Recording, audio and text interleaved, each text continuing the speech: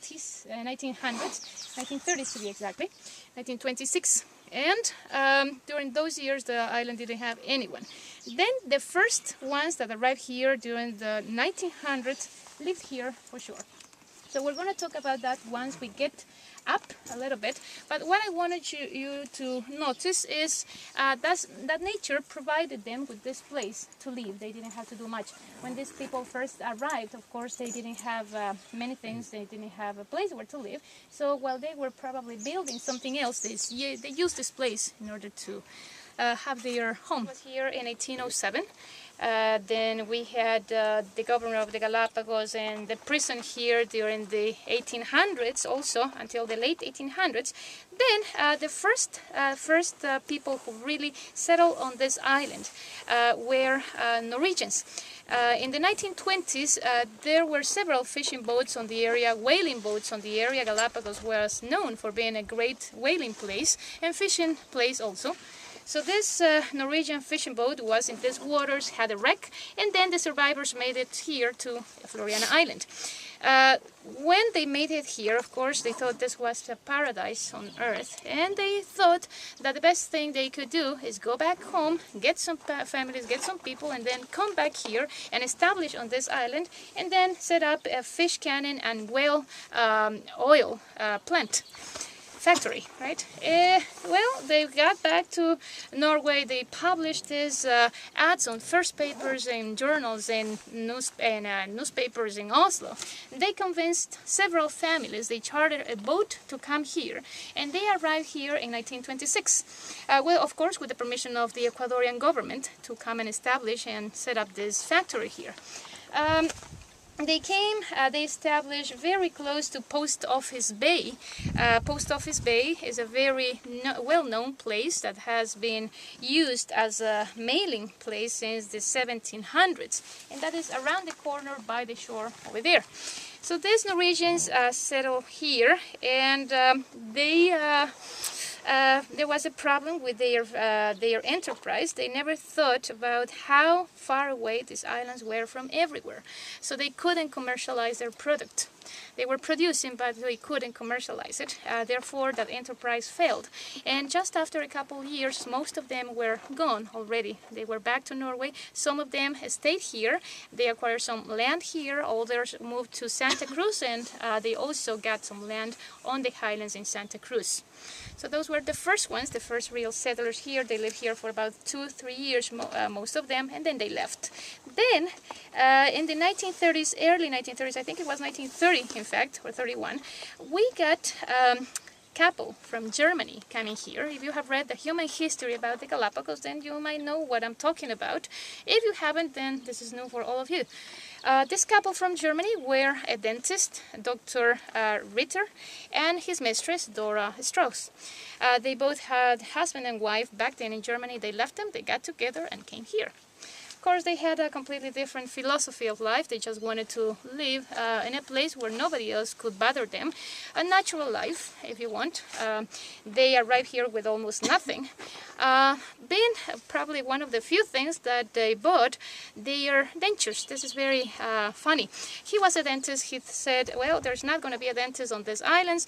Let's pull out our teeth. And they did, both of them. He did that, he made her do that, and they both came here with these metal dentures to the islands. After a few months, she lost hers, so they were both sharing his. So that's part of the story, okay? Anyways, that's a funny part. I don't know if I should believe that or you should believe that, but that's what one of the books says. Anyways, they were here living happily until, well, some people also started coming. A year after they arrived, a family also from Germany arrived. This was the Whitmer family. I don't know if you have heard about them. Whitmer family was a husband, a wife. The wife was pregnant, and the husband had a child, 13, 14-year-old child from a previous marriage, a handicapped child.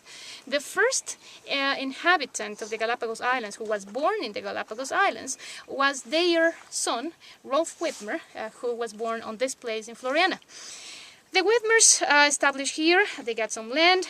Nowadays they have cruising fleet. The tip tops are theirs. Okay, so they established on this place. They stayed here. Just another year later, a very eccentric character arrived in the island.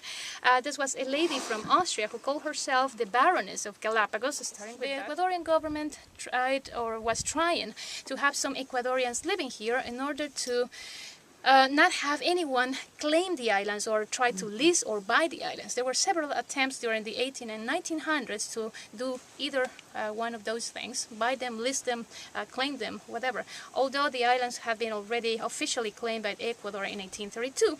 But then we had the French government, the English government, American government, all of them trying to get a piece or a chunk of this place. Never happened. Thank goodness. During Second World War, however, the Ecuadorian government allowed the American government to have an army base in Baltra, the place where you landed. There was an army base there. At some point, almost 5,000 people living there. There was also another army base in Isabela, the place where we're going next. Well, I don't know, some of us were going to go to a place in Isabela that used to belong to the Americans in the Second World War also.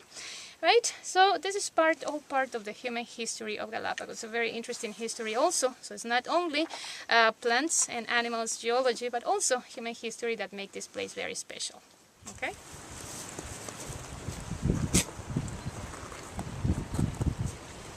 Marine iguanas and land iguanas from Galapagos, something you should know also.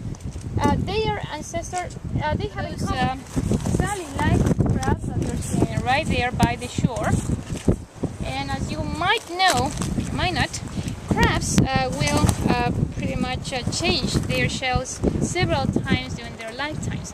Depending on the species they belong to, it could be up to 27 times.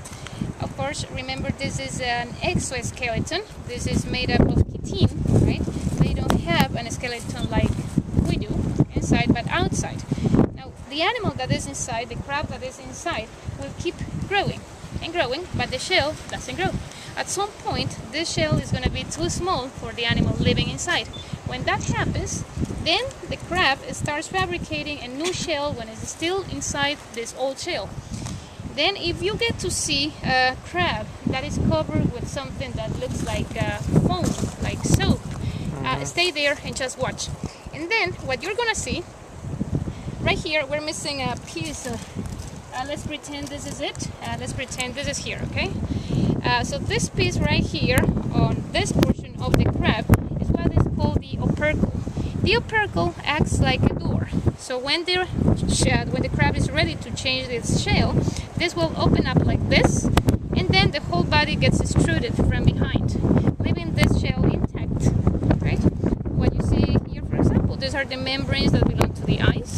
Okay, it's a bit, somebody's been touching this too much, so over here. And this is the other eye, look, right there, right? So,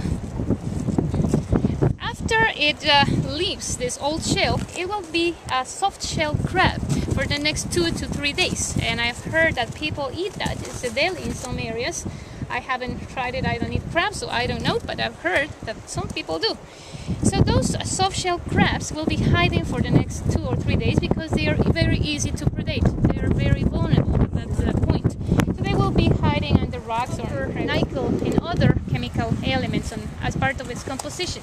Depending on the color of the lavas will change according to first the chemical composition of those lavas, and second to how old those lavas are. In this case, for example, this lava flow that you see here is not that young.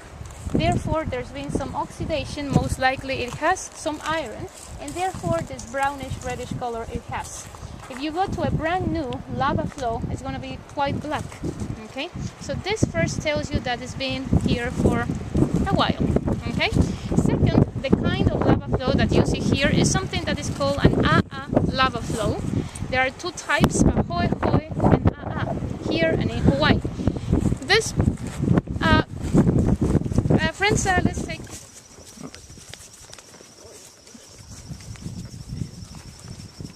the age of this island goes from that eruption, which happened in 2005, 5 years, so it's 5 years old, to 500,000 years old.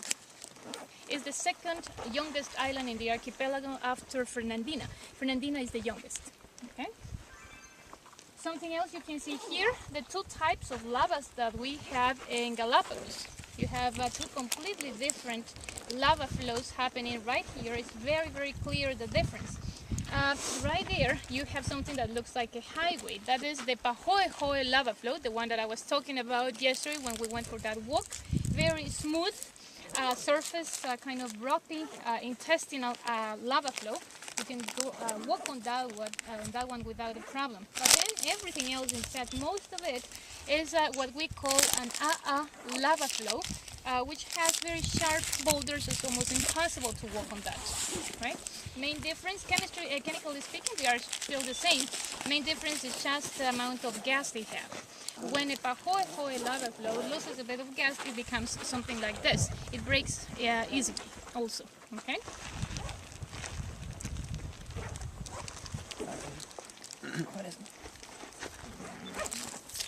Trong cái sơ sơ là này đi lịch là kia mình mong chứ